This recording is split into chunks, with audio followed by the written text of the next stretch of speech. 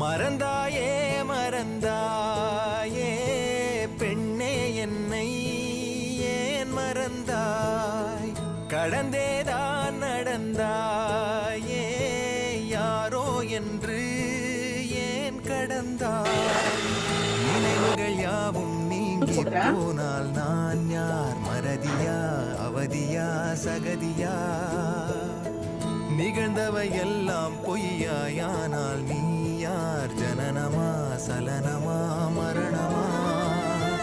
தனியாய் நான் வாழ்ந்தேனே